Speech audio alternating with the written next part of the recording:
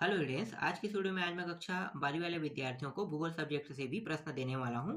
इतिहास का भी मेरे पास था लेकिन मुझे समय नहीं मिला, इसलिए मैं आप लोगों को दे नहीं पाया, लेकिन भूगोल में मैं आप लोगों को दे देता हूँ। भूगोल के प्रश्नों को देख लेना। सबसे पहले हम लोग मानचित्र से शुरू करेंगे। दो प्रश्न मानचित्र से आएगा, एक छत्तीसगढ़ और एक छत्तीसगढ़ का रहेगा। देखो, एक छत्तीसगढ़ का रहेगा और एक रहेगा भारत का। भारत और छत्तीसगढ़ दोनों रहेगा, जिसमें से अथवा में एक आपको देखने को मिलेगा। तो मानचित्र में आपको कौन कौन से मानचित्र देखना है।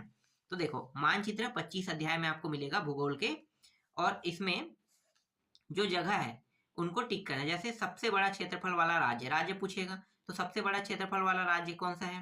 राजस्थान है ना। तो राजस्थान कहाँ है तो उसे बताना है। तो देखो, यहाँ पे टिक भी किया गया है। देखो, यहाँ पे सबसे बड़ा क्षेत्रफल वाला राज्य राजस्थान। तो पहले इसको पढ़ना, पढ़ने के बाद इसमें जितने भी प्रश्न है उनको कहाँ कहाँ पे रखना है वो देखना है। ठीक है, रटना नहीं है, बस तुम्हें जानना है। हाँ, आप लोग तो भारत के नक्शा के बारे में भी ज्यादा कुछ नहीं जानते हो ना।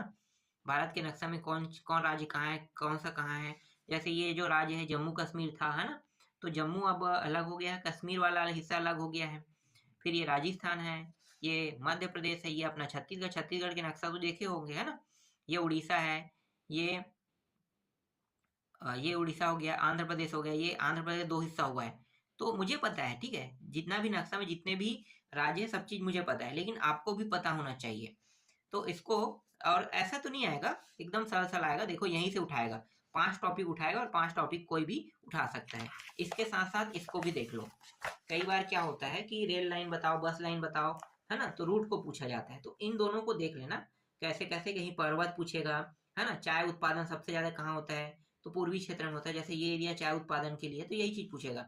गंगा नदी बेसिन कहाँ है, जैसे ये देखो, ये इस तरीके से एक रेल मार्ग है। ये देखो, रेल का हिस्सा है ना, और ये गंगा नदी का हिस्सा है जो इस तरीके से आके यहाँ पे गिरता है। तो प्रश्न जो है, 2 प्रश्न यहाँ से देख लेना, ठीक है। और इसके अथवा में भी आपको देखने को मिलेगा। ये तो मेन प्रश्न हो गया, है ना। अथवा में 2 ही ठीक है, और नहीं बताऊंगा मैं। ठीक है, अथवा में जैसे कि ये छत्तीसगढ़ वाला है। छत्तीसगढ़ वाला पूछा जाता है महानदी क्या है। देखो, अथवा में एक छत्तीसगढ़ वाला आएगा। अगर भारत का आपको कठिन लग रहा है तो छत्तीसगढ़ वाला याद कर लेना, ठीक है। दोनों में से एक कंपलसरी आपको याद करना है। तो देख सकते हो यहाँ पे जो है इसको यहाँ पे भरना है, ठीक है। ये वाला प्रश्न भी देख सकते हो, इसको भी यहाँ पे भरना है जैसे कहा है, ठीक है। यहाँ भी कुछ है। छत्तीसगढ़ वाला सबसे सरल रहेगा, छत्तीसगढ़ वाला ही देख लेना, ठीक है। दोनों आएगा, दोनों में से एक को आपको बनाना है। या तो भारत के नक्शा वाला बनाओ, भारत का नक्शा थोड़ा सा पेचीदा रहेगा, छत्तीसगढ़ के बारे में जानना ज्यादा आसान है, ठीक है। ये हो गया एक नक्शे से। अब नक्शे से और एक प्रश्न आने वाला है ना, 5 नंबर के, ये हो गया। अब 5 नंबर का एक और अध्याय से आने वाला है, ये विश्व है। ये कठिन रहेगा भाई, मानचित्र है और ये विश्व मैपिंग से है। तो विश्व मैपिंग में ये जो प्रश्न है, ये देखो, इनको कहाँ कहाँ पे भरना है। ये जो विश्व मैप है इसमें दर्शाना है। तो ये विश्व मैप है, ये आप लोगों के लिए कठिन होने वाला है। दूसरा प्रश्न, दूसरा प्रश्न में क्या था? ABCD मानचित्र, मानचित्र अंकित उन लक्षणों के सही नाम लिखिए, ठीक है। तो नाम लिखना है इस बार। देखो, यहाँ पे कुछ निशान, एरो ओरो कुछ दिया रहेगा, ठीक है। तो यहाँ पे देखो, जैसे कि यहाँ पे कहाँ पे है, यहाँ तो स्पष्ट नहीं दिखाया है। जैसे कि ये डिब्बा उब्बा है, तो जहाँ पे दिया है ना, तो इसको क्या कहते हैं, इसी को लिखने के लिए कहा है। 5 नंबर का इस तरीके से भी प्रश्न आता है, जैसे कि यहाँ भी लिखा गया है, देखो नीचे में, ठीक है। ऐसा भी प्रश्न आपको देखने को मिलेगा। इसके बाद ज्यादातर जो प्रश्न रहेगा वो कुछ इस प्रकार से रहेगा, ठीक है। कुछ इस प्रकार से ज्यादातर प्रश्न आपको देखने को मिलेगा, बहुत कम भरने वाला देखने को मिलेगा, ठीक है। तो 3 काफी है, इन तीनों में से ही कोई एक आएगा, ठीक है। ये हो गया 5 दूनी 10 नंबर का, मैंने प्रश्न बता दिया आप लोगों को। अब 10 नंबर के बाद 5 नंबर का और प्रश्न देख लेते हैं, जो अध्यायों से आने वाला है प्रश्नों के उत्तर वाले में। तो सबसे पहले अध्याय को देखते हैं, मानव भूगोल प्रकृति एवं विषय क्षेत्र, ठीक है। यहाँ से 5 नंबर के कौन सा प्रश्न आपको पढ़ना है। तो 5 नंबर में देखो, ये रहा, मानव के प्राकृतिकरण की व्याख्या कीजिए, ठीक है। ये इसे दूसरे नामों से भी जाना जाता है।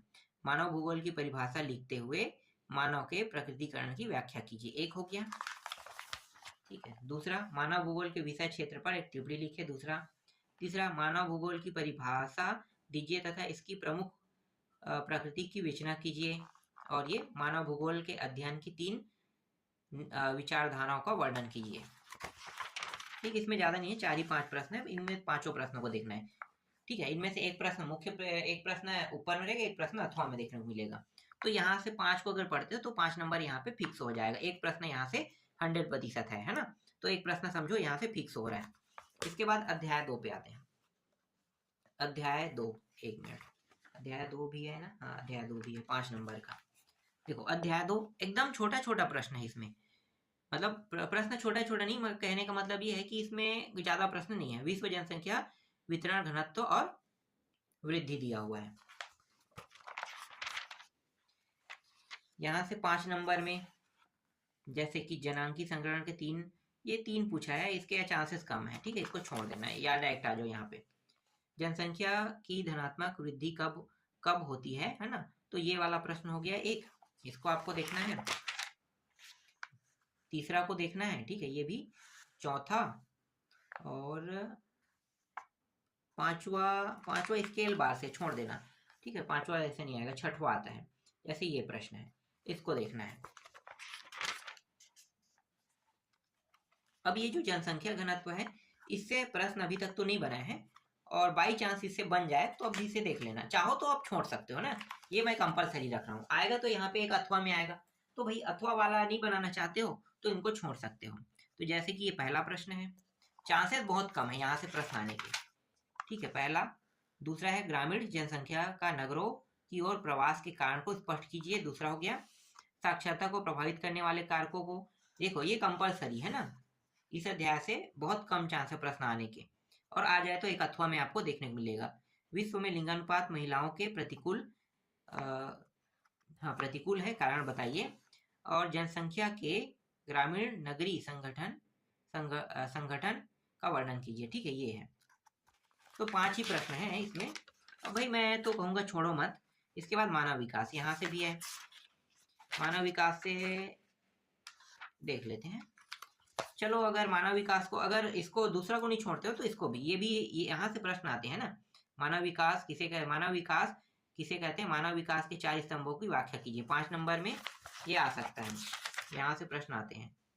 तो एक हो गया। दूसरा है मानव विकास सूचकांक की गणना किन मापदंडों के आधार पर की जाती है, और यह है मानव विकास की अवधारणा के अंतर्गत समता और सतत पोषणीयता के से आप क्या समझते हैं। ठीक है, तो देखो चाहोगे तो आप अपने हिसाब से अध्याय 3 को छोड़ सकते हो। अध्याय 3 जो है वहां से प्रश्न नहीं आता, लेकिन 2 और जो 4 है वहां से प्रश्न आता है, तो 2 4 को आप नहीं छोड़ सकते। ठीक है, तो इस तरीके से ये जो 2 अध्याय 3 अध्याय 4 अध्याय मिला के 5 नंबर का प्रश्न तुम्हें देखने को मिलेगा। तो कैसे कैसे पढ़ना है, कौन कौन से अध्याय पढ़ना है मैंने बता दिया। ठीक है, यहाँ से 5 एकदम फिक्स हो जाएगा। ठीक, अब आगे देख लेते हैं। ये भी हो गया क्लियर। इसके बाद इन दोनों को देखें, परिवहन तथा संचार वाला।